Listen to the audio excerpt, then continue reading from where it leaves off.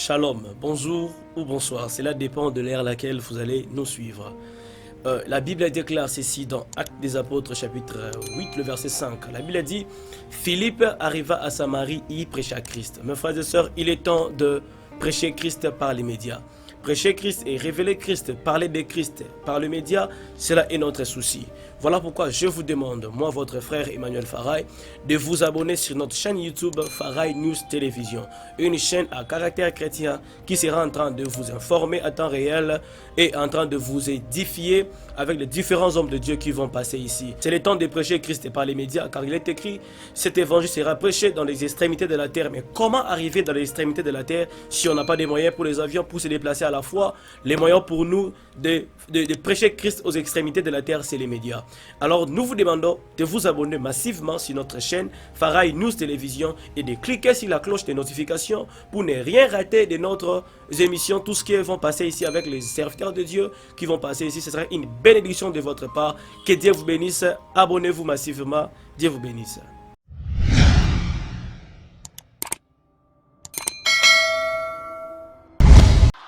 Ah, intériorise ça encore.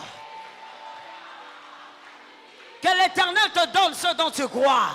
Ah, je parle aux femmes de foi, je parle aux hommes de foi. Que l'Éternel te donne ce dont tu crois. Christ ôtera ta honte, mais il n'ôtera pas ta honte n'importe comment. Il le fera en public. Que ça commence déjà dans la vie d'une âme, que ça commence déjà dans la vie d'une personne, qu'il ôte ta honte en public. Christ ôtera ta honte en public.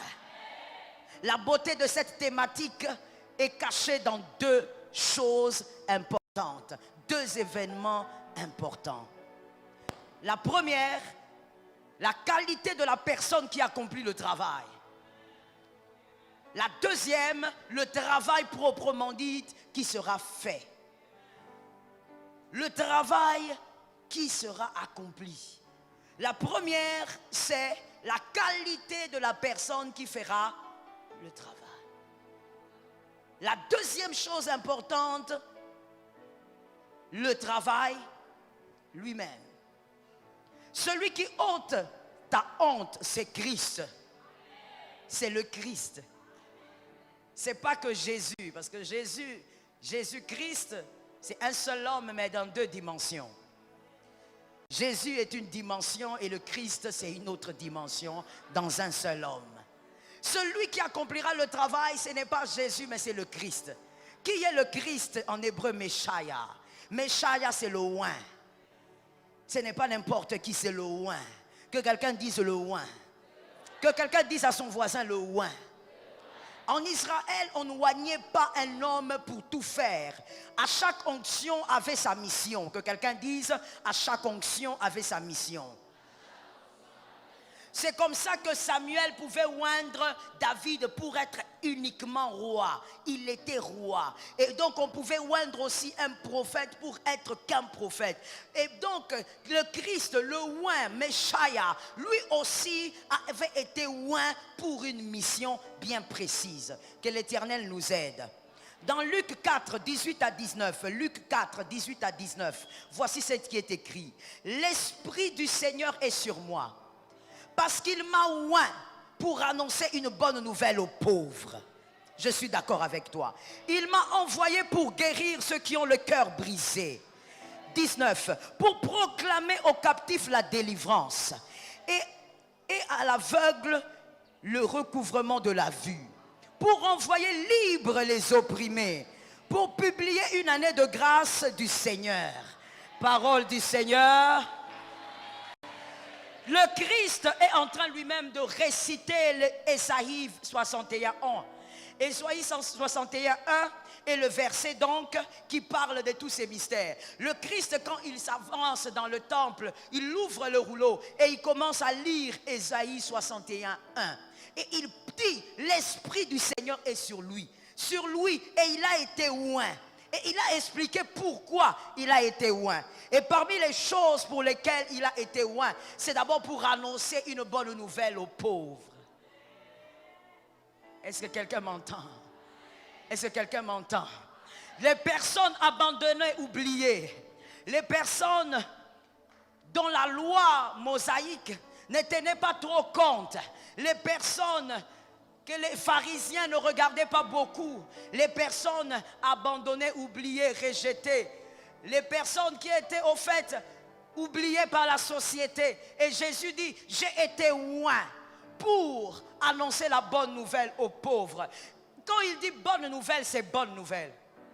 Derrière donc toute mauvaise nouvelle se cache une bonne nouvelle.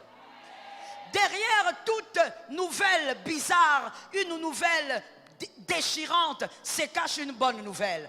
Parce que Christ annonce les bonnes nouvelles aux pauvres. En d'autres termes, quand Christ est dans une vie, il est là pour annoncer des bonnes nouvelles. Je parle à ceux qui ont Christ dans leur vie. Je parle à ceux qui ont Christ et Christ demeure. Là où Christ demeure, même lorsqu'il y a une mauvaise nouvelle qui arrive, il y a la face B de la mauvaise nouvelle. La face B, c'est la bonne nouvelle qui est cachée. Dis à ton voisin, voisin. Non, dis à ton voisin, voisin. Sois un peu plus rapide, dis voisin. Derrière ma mauvaise nouvelle, il y a une bonne qui est cachée. Voilà pourquoi il est recommandé à un élu de ne pas pleurer n'importe comment. Même quand tu es en deuil, ne pleure pas comme un païen. Parce que derrière la mauvaise nouvelle, il y a toujours une bonne qui est cachée. L'annonciateur des bonnes nouvelles est là. Lorsque celui qui est censé annoncer les bonnes nouvelles demeure, les bonnes nouvelles s'annoncent. Derrière chaque malheur se cache un bonheur. Parce que Christ, l'annonciateur des bonnes nouvelles, est là. Que Jésus soit béni.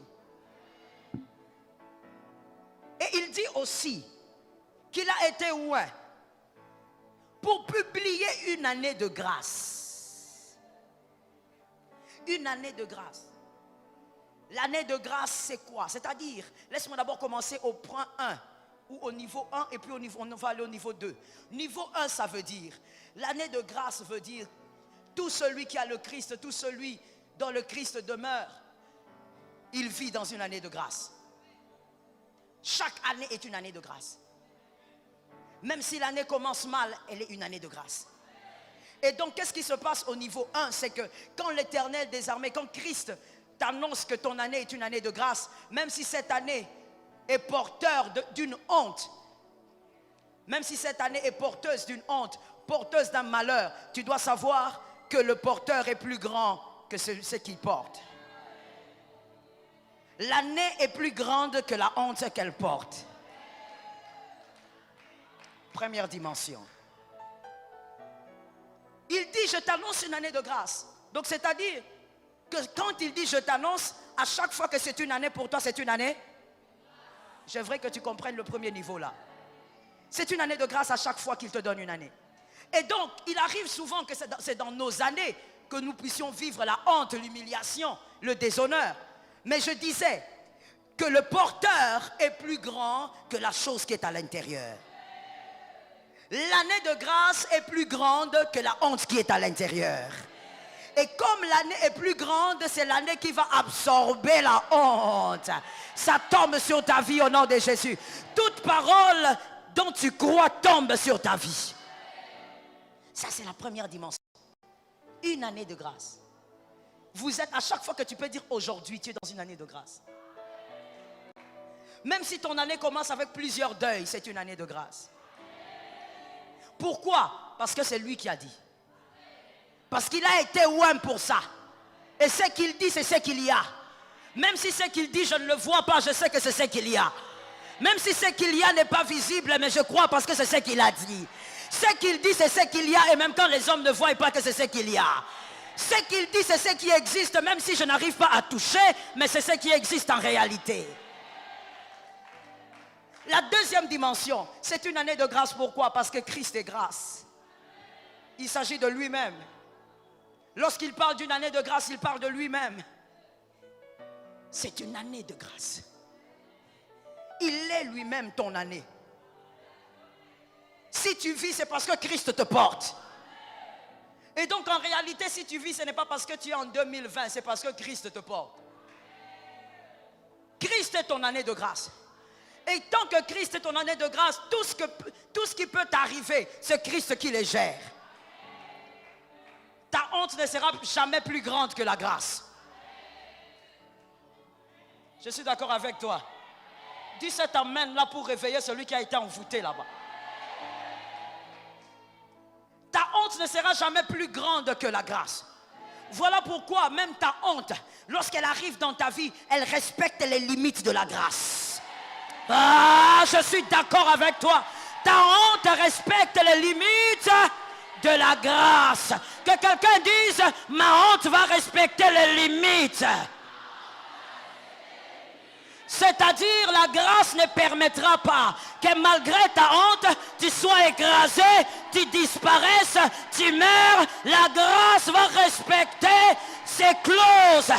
La honte n'ira pas au-delà des limites de la grâce. Je dis à quelqu'un, le diable est un menteur. Complète. Jésus est vainqueur. Même quand le diable veut te faire croire que cette honte-là t'a fait disparaître dans la société, je dis, il est un menteur. Dans toute honte, il y a les limites de la grâce qui sont respectées. Il y a des choses que la grâce ne permettra pas. Il y a des rabaissements que la grâce ne permettra pas. Est-ce que quelqu'un m'entend? Tu manques des habits, mais tu es dans les limites de la grâce. Tu manques de quoi manger, tu es dans les limites de la grâce. Tu manques comment faire pour faire étudier tes enfants, tu es dans les limites de la grâce. Ni t'étais ça, la grâce aurait déjà récupéré la situation.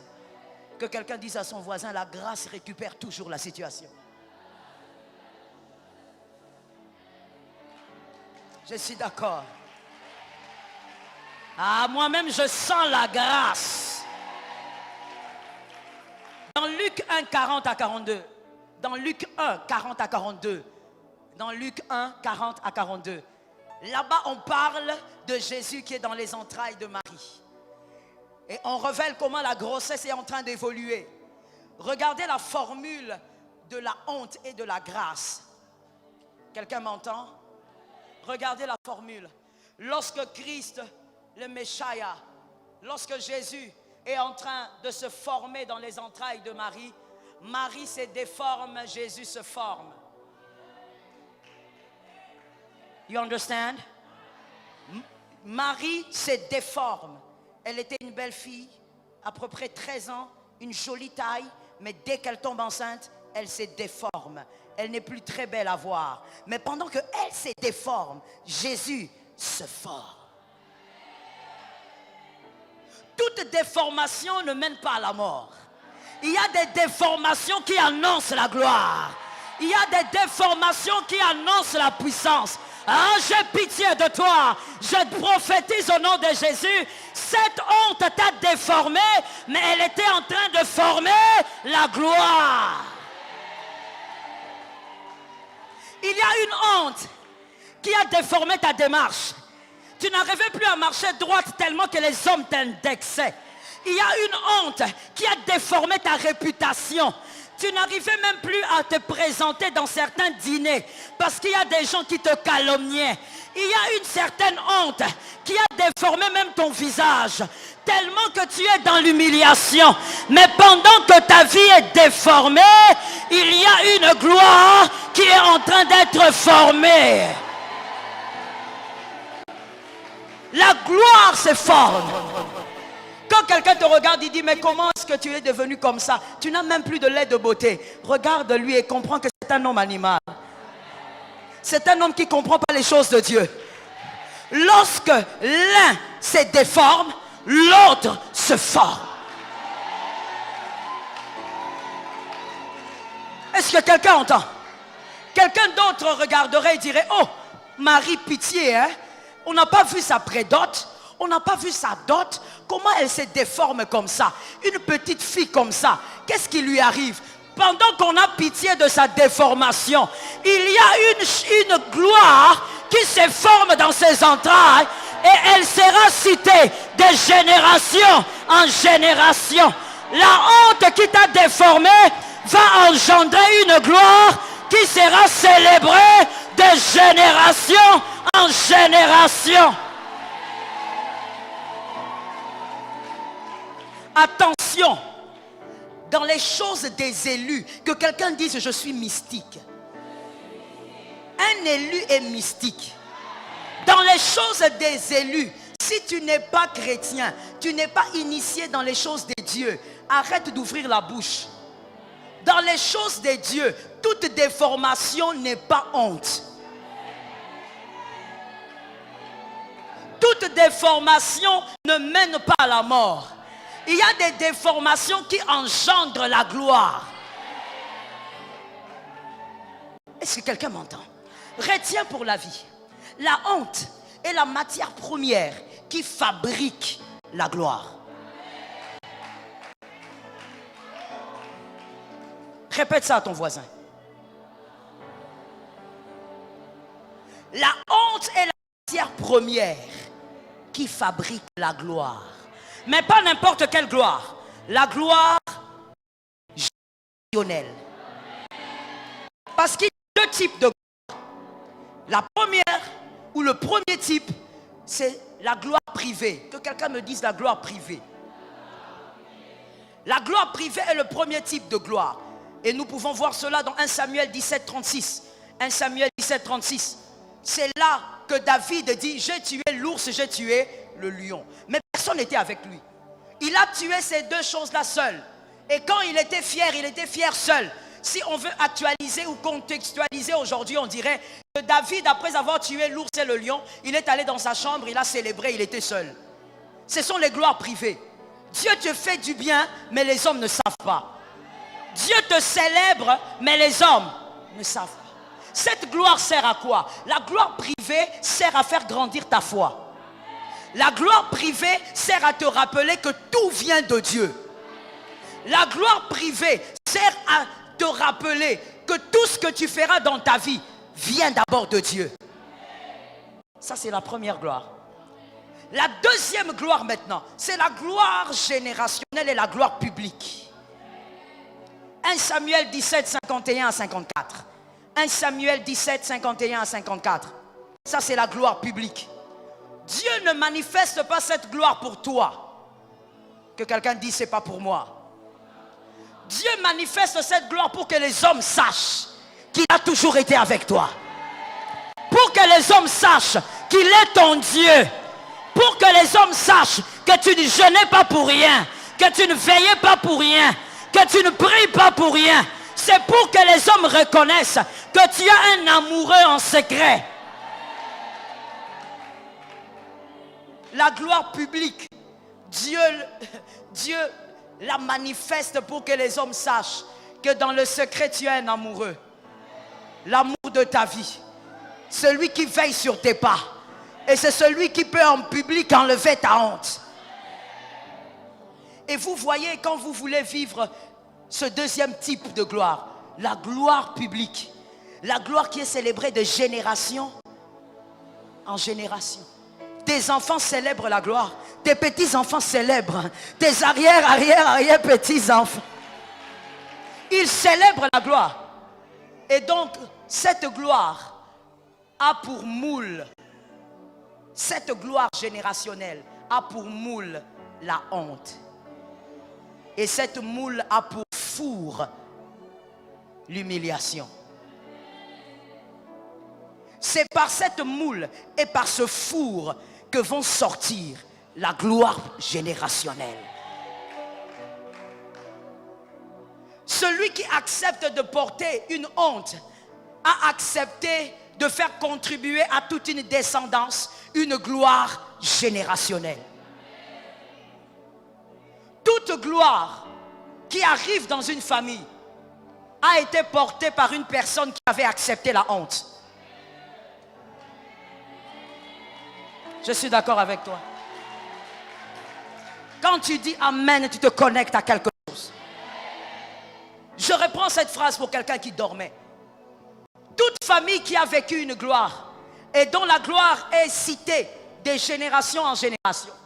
Est une famille qui avait eu un porteur de honte. Quelqu'un qui avait accepté de porter une honte afin que la gloire de Dieu explose et que cette gloire s'exprime de génération en génération.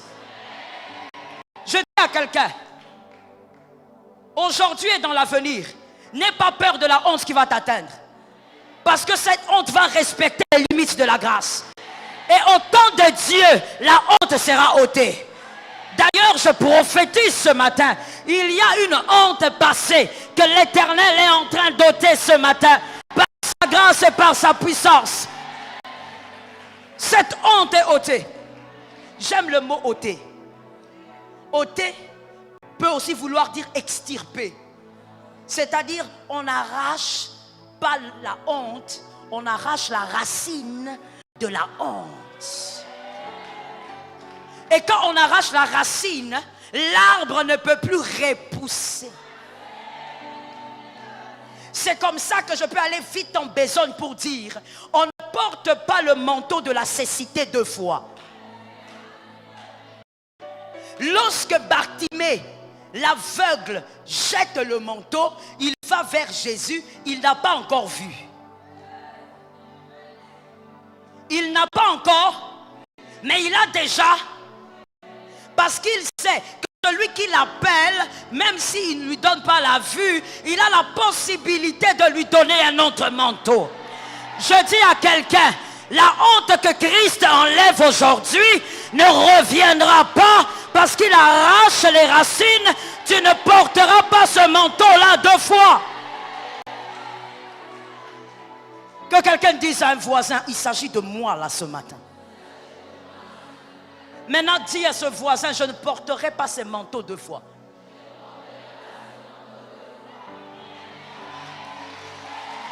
Il y a des manteaux qui tombent pendant que je parle. Il y a des manteaux que le oint est en train d'arracher. Machéa est en train d'arracher. Il arrache les manteaux de la honte. Tu sais, quand Messiah arrache le manteau de la honte, c'est tellement arraché, c'est tellement extirpé que même toi-même tu oublies que tu portais cette honte-là. Je dis à quelqu'un, tu vas oublier. Bientôt tu vas oublier que tu portais ce manteau-là. Lorsque Bartimée jette le manteau, il va vers le Christ. Il lui dit, qu'est-ce que tu veux? Il dit, je veux voir. Et le miracle s'accomplit. La Bible ne dit pas que Bartimée est rentré prendre son manteau. Tu sais pourquoi? Parce que maintenant qu'il voyait, il pouvait maintenant choisir le manteau de son goût. Le manteau qu'on lui avait fait porter, on lui a fait porter dans la cécité. Il ne savait même pas de quelle couleur il s'agissait. Ce n'était pas son goût. Quand on est dans la honte, vous vivez des choses que vous n'acceptez pas, mais vous n'avez pas le choix. Vous toquez à des portes, vous ne voulez pas, mais vous n'avez pas le choix. Vous allez mendier là où on vous humilie, mais vous n'avez pas le choix. Mais le jour où Messiah vient ôter la honte, maintenant tu peux choisir. Tu vas décider, plus jamais je ne toquerai à cette porte, plus jamais je vais mendier, plus jamais je vais ramper pour avoir du pain, plus jamais. Quand Messiah enlève la honte, tu peux décider. Dis à ton voisin, tu peux décider. Lorsqu'on est dans la cécité, on ne décide pas. On te dit, Bartimée, la veste là, le manteau là, il est bien, porte. Alors comme tu ne vois pas, tu dis, mettez seulement. Et la nuit, tu sens même qu'il y a de l'air qui entre. Parce que le manteau qu'on t'a donné était troué. Tu n'as pas le choix. Tu t'agrippes seulement. Parce que tu es pauvre. Parce que tu n'as pas de moyens. Parce que tu ne sais pas comment t'en sortir. Mais le jour que Messiah vient, il dit, la honte doit être enlevée. Toi-même, tu te lèves. Et tu vas dans les boutiques, tu dis, moi je n'aime pas la couleur rouge, je choisis un manteau blanc parce que Messiah a enlevé la honte. Je prophétise au nom de Jésus que ta honte soit enlevée aujourd'hui, que ta honte soit enlevée aujourd'hui, que Christ te fasse grâce. Voilà pourquoi je t'ai souvent dit, tu n'as pas besoin de la compassion des hommes. Tu as besoin de la grâce du roi. La compassion des hommes te donne un manteau troué de Bartimée. Mais la grâce te délivre du manteau. Par la grâce, tu es libéré du manteau. Toi-même, tu choisis maintenant. Il y a des gens qui disent, il n'est pas venu au début de l'année, il n'est pas venu depuis la rentrée scolaire. Elle finira par venir. Elle n'a rien. Elle va venir ramper à nos pieds. Elle viendra demander les frais scolaires des enfants. Elle est en train de frimer. Elle va s'arrêter. Elle va finir. Elle va sécher. Ça, ce sont les manteaux de Bartimée. Mais quand le oint arrive, quand le oint se met sur ton chemin, ils seront surpris. Tu n'iras pas chez eux, mais les enfants vont étudier. Tu n'iras pas chez eux, mais tu bâtiras une maison. Tu n'iras pas chez eux, mais tu construiras des immeubles. Ils vont se poser la question, comment il a fait?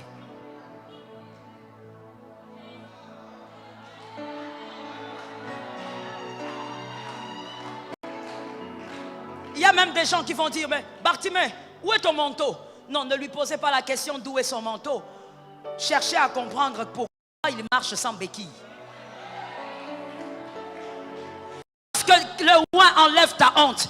La béquille d'aujourd'hui, elle tombe. L'endroit là où on avait l'habitude de t'attendre pour étendre la main, tu n'iras plus là-bas. Ta honte a été enlevée. Meshaï a tracé des chemins. Il a tracé des voies. Je prophétise au nom de Jésus. Aujourd'hui, pas demain, que le Messie trace des chemins.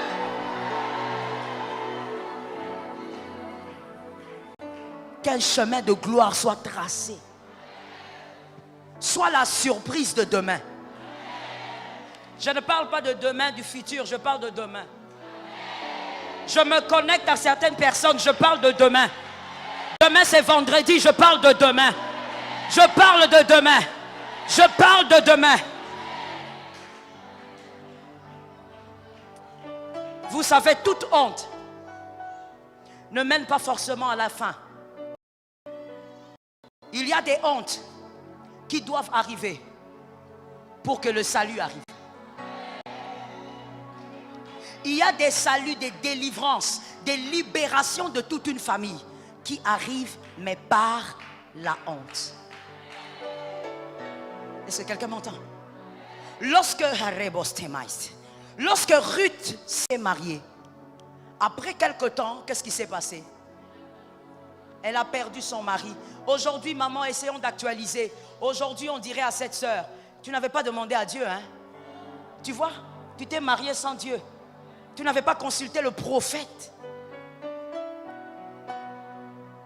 Tu n'étais pas passé en consultation prophétique. Comment toi tu peux te marier après quelques mois? Tu n'as même pas d'enfant. Donc après quelques mois l'homme meurt. C'est que tu n'avais pas consulté les prophètes. Il y a des choses qui dépassent les prophètes. Je n'ai pas entendu. Il y a des choses qui sont au-delà des prophètes, au-delà des pasteurs, au-delà des apôtres et docteurs. C'est entre les mains du oint. C'est le oint qui trace le chemin. Ah! Ruth a tout perdu. Tu sais, ma fille, elle ne s'est pas limitée. Au fait, Dieu n'a pas limité sa vie au veuvage. Mais Dieu s'est arrangé pour que même sa belle-mère puisse tout perdre. Donc Ruth, qui était mariée dans une famille bien, se retrouve du jour au lendemain au niveau 0. Même la famille, la belle famille, 0. Certainement que les gens ont dit, cette fille a une malédiction. Ce n'est pas normal. Toi et moi aujourd'hui, c'est ce qu'on dirait. Elle a les liens de famille. Elle a les liens des tribus. Et pourtant, le salut de Ruth dépendait d'une honte. Une honte, je suis en train de parler, je ne parle pas à tout le monde. Je parle au propriétaire de ce message. Le salut, je ne parle pas que de Ruth, mais le salut de la lignée de Ruth dépendait de la honte. Il fallait qu'une honte arrive pour que Ruth aussi sache la porter. Et après l'avoir porté, il y a maintenant une chose qui commence à se former. Ruth ne s'est pas arrêtée à être de Kiljon. Mais après sa honte, elle se retrouve la femme de Boaz. Mais ça ne se limite pas à l'argent. Ça ne se limite pas au matériel. C'est là de ça. C'est au niveau de la descendance. Et aujourd'hui, on ne peut pas parler de Jésus sans parler de Ruth. À partir de la honte, le salut est arrivé sur sa descendance. Je prophétise au nom de Jésus, une honte va former une gloire générationnelle et un salut pour une famille. Lorsque la honte tombe sur un élu, ne sois pas pressé à mettre des jugements. Je te dis, un élu est mystique. Les voix des élus sont des voix mystiques. Arrête de dire à ta soeur, oh, regarde comment elle est devenue. Regarde ses cheveux. Laisse ses cheveux là. Elle est en train d'aller quelque part. Je peux parler? Est-ce que je peux parler? On ne glane pas. Je reste toujours chez Ruth. On ne glane pas avec des cabellos. On ne glane pas avec des brésiliennes sur la tête. Non, quand on glane comme Ruth, une veuve qui n'a que Naomi, on a des cheveux bizarres, des habits bizarres. On oublie même son corps. Mais le Messia, quand il vient ôter, il va enlever ta honte. Et quand on enlève ta honte, tu n'es plus la première Ruth, tu deviens la deuxième Ruth. Je prophétise, tu es la seconde Ruth. Dis à ton voisin, j'y vais doucement avec le Messia. Il y a des gens qui ne parlent pas. Voilà pourquoi tu n'auras pas de témoignage. Quand on dit parle, c'est à cause de l'onction qu'il y a ici. Alors parle. Le Messia t'amène quelque part. Est-ce que quelqu'un capte? Vous savez, lorsque le Messia doit intervenir dans la vie de quelqu'un, des fois on se pose la question, mais maman, alors tout ça c'est bien, mais pourquoi ça dure? Pourquoi ça doit prendre si longtemps? Pourquoi on doit attendre 11 ans pour avoir cet enfant? Je dis à quelqu'un ceci, écoutez bien et retenez, il n'y a rien que moi je ne puisse te dire qui ne sera correct si cela n'est puisé de la Bible. C'est la Bible qui est l'absolu. Alors écoute bien, l'alliance qui a changé la vie de Noé est une alliance qui est arrivée après 40 jours. Et la Bible dit que 150 jours, la terre était grosse des pluies. Donc c'est-à-dire que c'était impossible à Noé de descendre de son bateau. 150 jours, la terre était full de la pluie. Mais en dehors de ces 150 jours, il y a eu 40 jours de pluie. Mais après tout cela, Dieu a fait avec Noé une alliance qu'il n'avait jamais faite avec aucun homme. Et c'était la première fois où l'arc-en-ciel est paru. Mais après 40 jours de pluie, 150 jours de cloisonnement. C'est pour te dire que si ça dure, c'est parce que le tien va apporter une alliance qui n'a pas encore été, qui n'a pas encore existé. Dans la famille, il n'y en a pas. Ça va attirer une alliance nouvelle. Les hommes vont dire, c'est le Dieu de notre mère, c'est le Dieu de notre père. C'est le Dieu qui a marché avec notre mère. Ça dure parce que toi, on parlera de la gloire qui découle de ta honte. Personne ne pourra parler de votre famille sans parler de ça. Est-ce que quelqu'un me capte?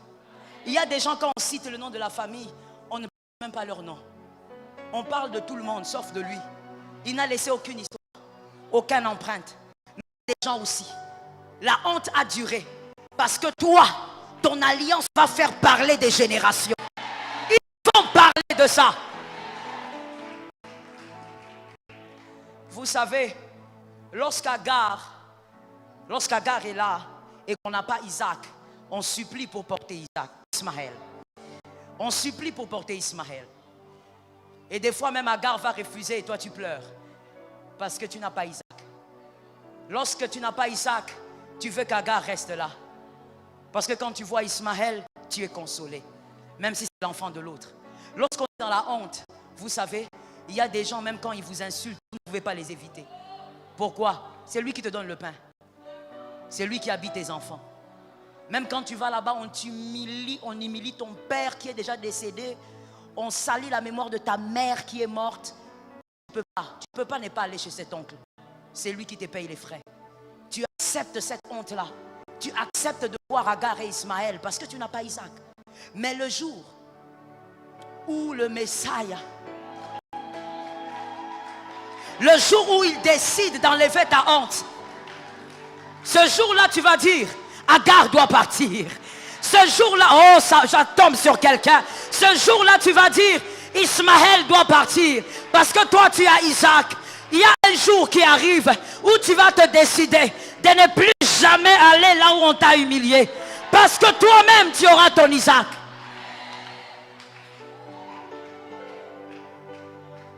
Que cette parole tombe sur une maison. J'aime la parole de Dieu. Vous savez, quand le Messie avait enlevé la honte, il ne tient pas compte de qui vous êtes, de vos origines. Vous savez, il y a des hontes. Peut-être qu'il y a des gens qui sont venus mais qui ne sont pas vraiment concernés, mais il y a des gens qui sont concernés qui sont là. Il y a des hontes quand ça vous atteint. Vous commencez même à vous poser des questions sur vos origines. Vous vous mettez vraiment sur la chaise et vous commencez à vous poser des questions. Est-ce que vraiment je suis né de cette mère? Est-ce que je suis né de ce père? Est-ce qu'il n'y a pas une histoire qu'on me cache? Il y a des hontes. Il y a des hontes tellement ça vous colle sur la peau. Vous vous posez des questions même sur votre vie.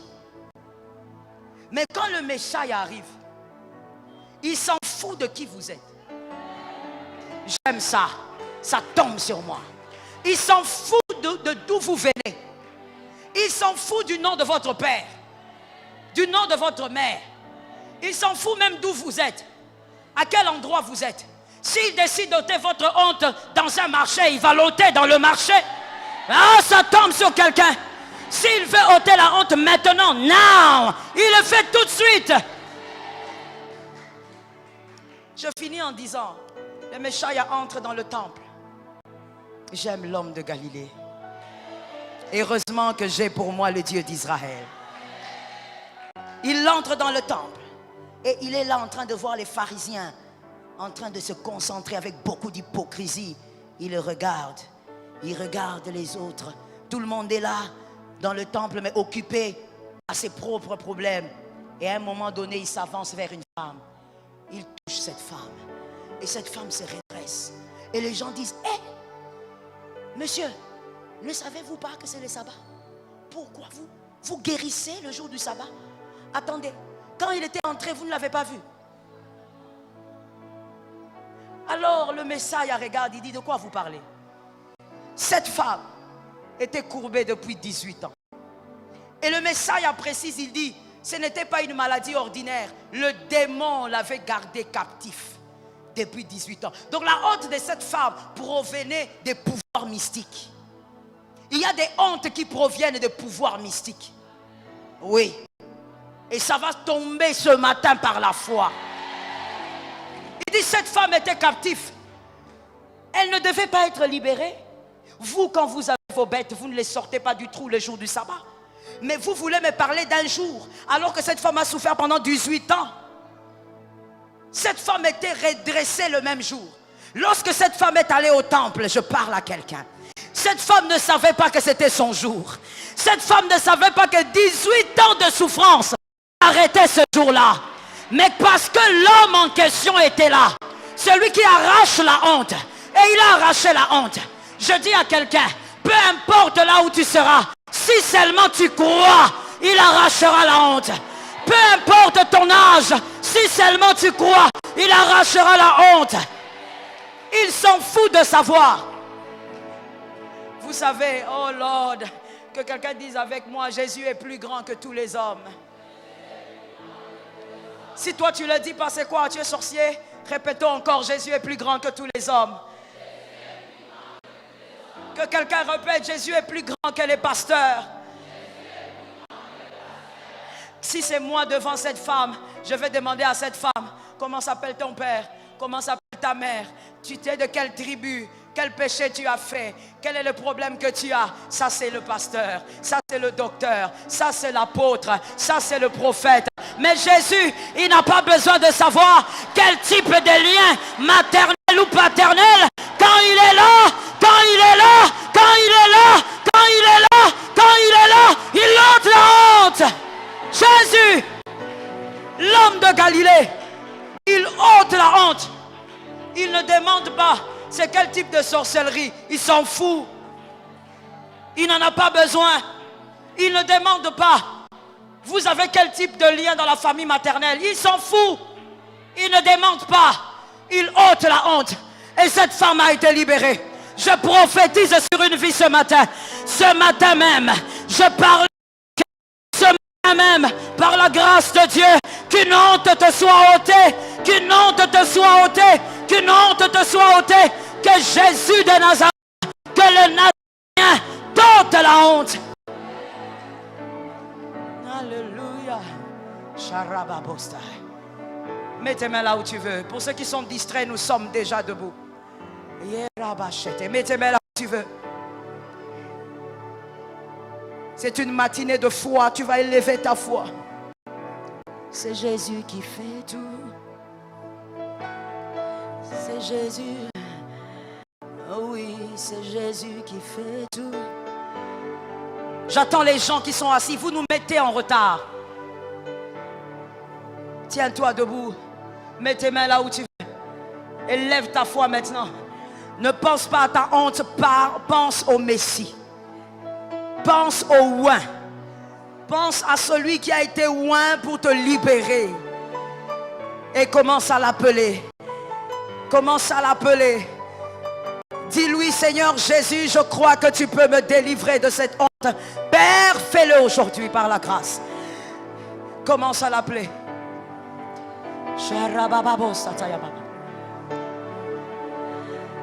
Saint-Esprit, viens le faire ce matin, Saint-Esprit. Viens le faire ce matin, Saint-Esprit. Viens le faire ce matin, Dieu d'Israël. Viens le faire ce matin, puissant de Jacob. Ta fidélité est sans fin, Saint-Esprit. Alléluia. Des choses glorieuses sont en train de se passer. Nous bénissons le Seigneur. C'est Jésus qui délivre de la honte qui a duré des années et des années. Jésus de Nazareth. C'est toi qui délivres de la honte. C'est toi qui délivres. Reculez. C'est toi qui délivres de la honte. Reculez.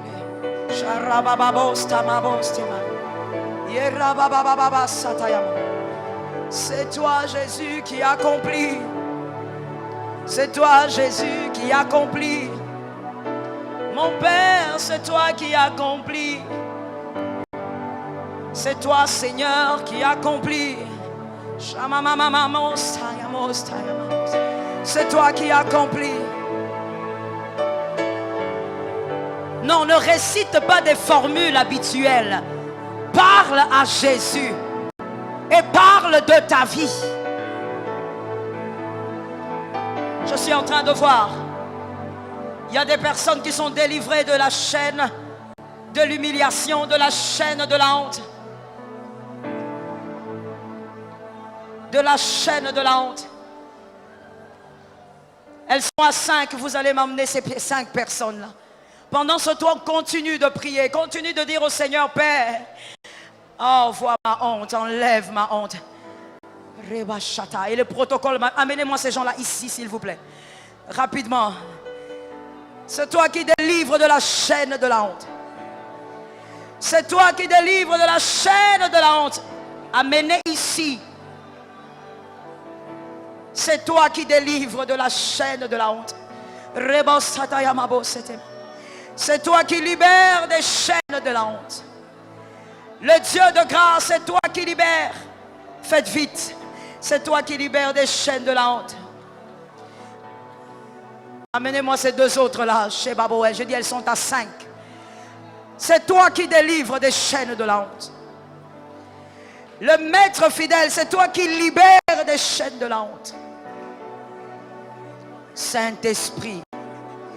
Chez Rabababo, c'était Babos. Merci Saint-Esprit. Mets tes mains là où tu veux.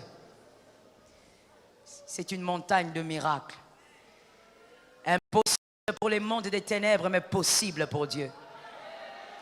Impossible pour les pièges des familles, mais possible pour Dieu. J'entends dans mon esprit, il y a des gens qui seront dépouillés de leur honte ce matin, mais ce n'est pas pour eux. C'est une honte familiale.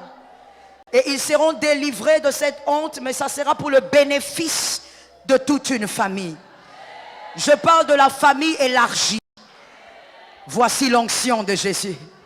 Voici l'onction de Jésus. Voici l'onction de Jésus. Voici l'onction de Jésus. Voici l'onction de Jésus. Je vois des clés en train d'ouvrir les familles.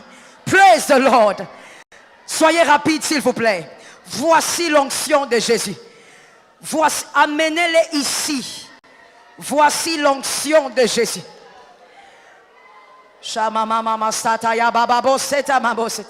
Voici l'onction de Jésus. Mets tes mains quelque part et ne sois pas distrait. Ce sont des gens qui sont venus pour leur famille. Ce sont des gens qui sont venus pour leur famille. Déposez-les là, déposez-les là. Elles seront nombreuses, ça sera compliqué.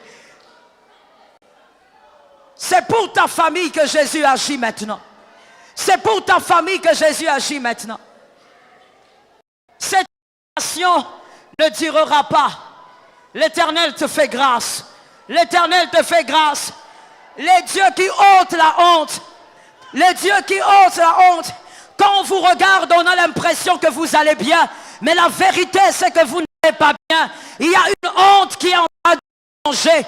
Que le Dieu de cette maison te délivre ce matin. Jésus. Sharama Shayama Satayama Robo Satayama. Je veux des protocoles à ma droite. Saint-Esprit. Saint-Esprit.